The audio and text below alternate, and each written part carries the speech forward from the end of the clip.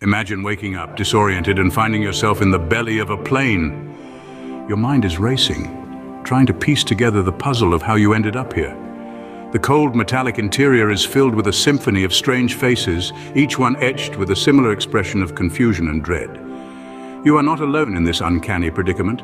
There's a burly man with a thick beard, a young woman with fiery red hair, and an elderly gentleman with a steely gaze.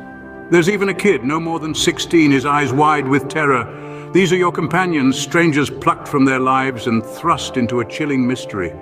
The hum of the plane engine is a constant reminder of your situation.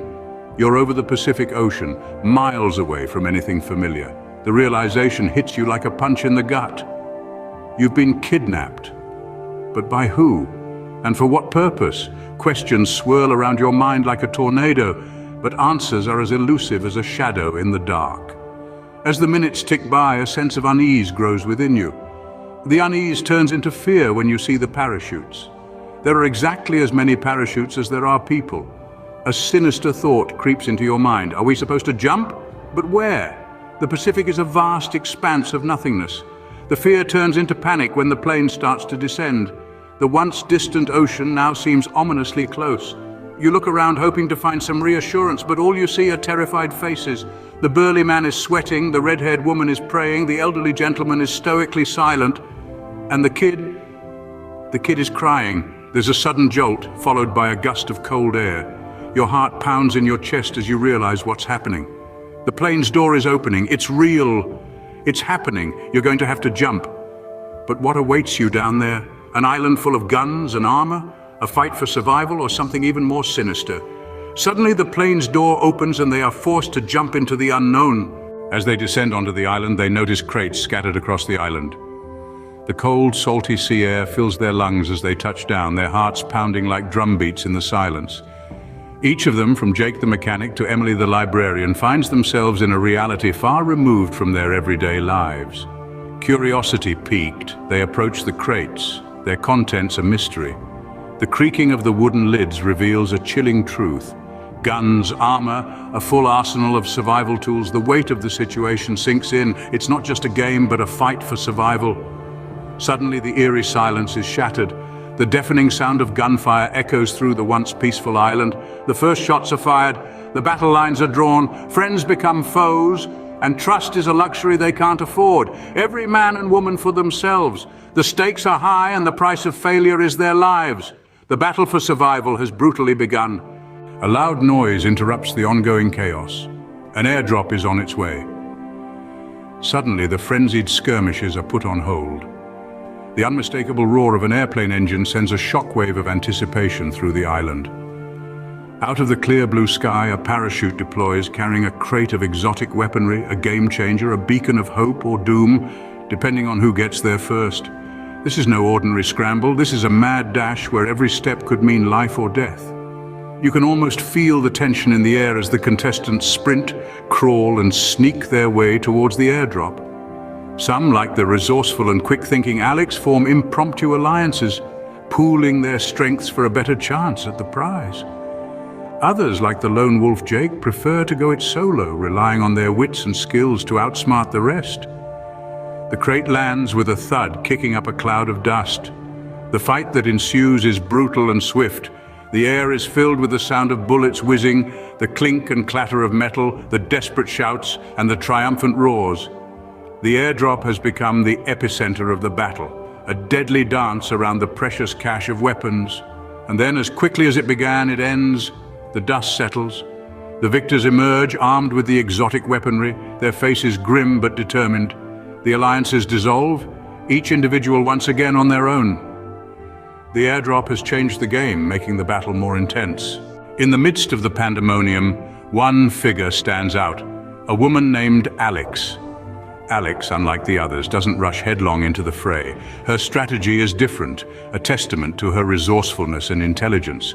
Instead of relying on brute force or firepower, she banks on stealth, subtlety, and a keen understanding of human nature. She uses the natural surroundings to her advantage, blending into the shadows, moving with the wind. Her footsteps are as quiet as a whisper, her presence as elusive as a ghost. She's not just surviving, she's thriving in this game of life and death. But don't mistake her avoidance of direct confrontations for cowardice. Alex is a predator, a hunter, biding her time. She's not afraid to fight, she's simply smart enough to know that not every battle is worth fighting. She spends her time wisely, collecting supplies discarded by others in their mad rush for power.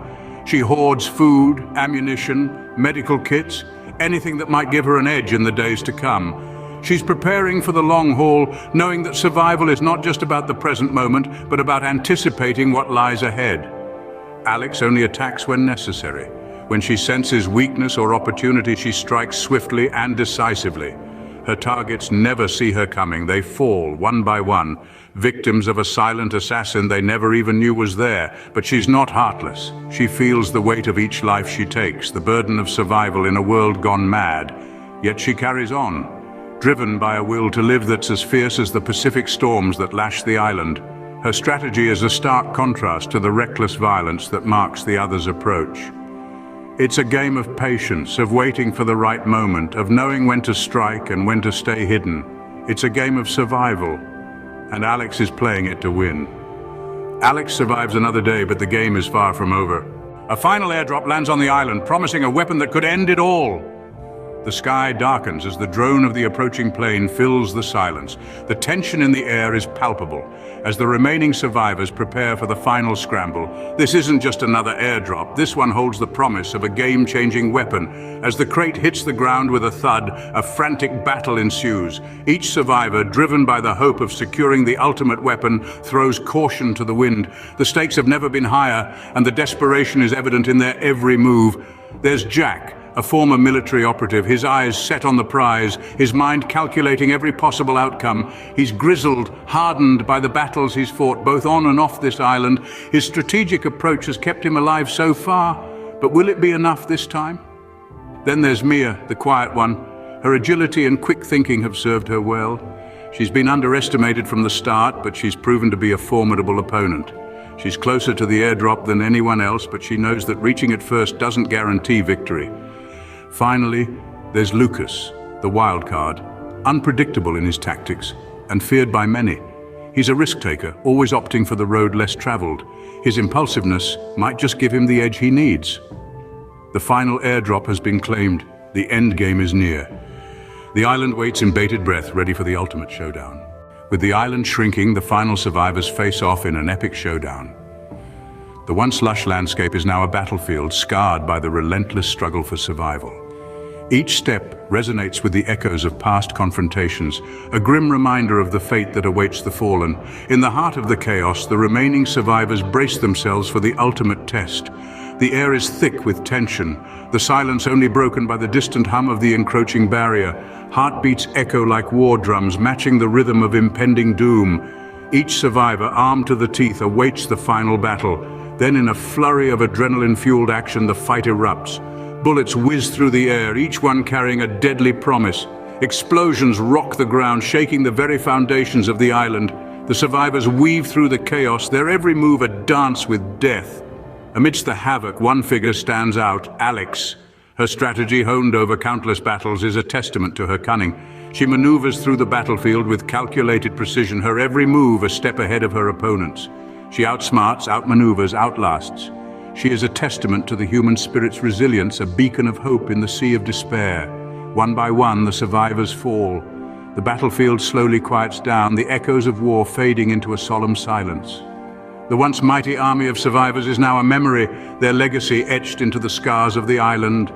Finally, only one figure remains standing amidst the carnage, Alex. She stands tall, her victory a testament to her cunning and resilience.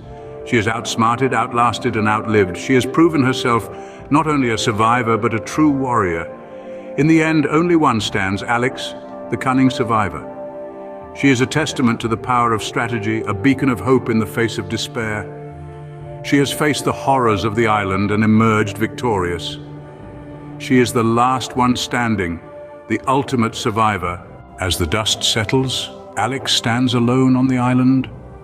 The once serene paradise in the Pacific is now a battlefield marked with the remnants of a fierce war. The once lush greenery is now a canvas of ashen grey, painted by the fires of the battle. The sound of the ocean waves lapping against the shore is a stark contrast to the silence that now engulfs the island. Alex, our lone survivor, stands amidst the debris, her heart pounding with a mix of relief and sorrow. Her eyes, weary from the battle, scan the island, taking in the eerie stillness that has replaced the cacophony of the fight.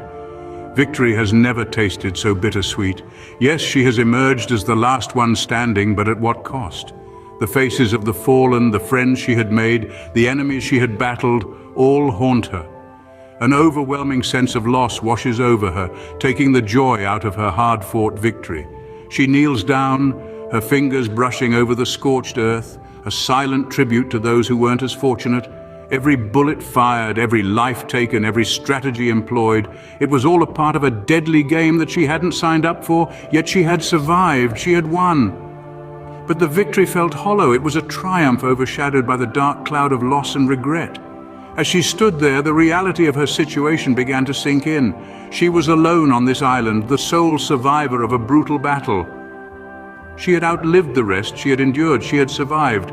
But this was not a victory march, it was a solitary walk, a walk of a survivor. The battle might be over, but the echoes of the war still ring in her ears, the cries of the fallen, the blasts of the guns, the whir of the airdrops. They all form a symphony of survival that will echo in her heart forever. She has won the deadly game, but the echoes of the battle will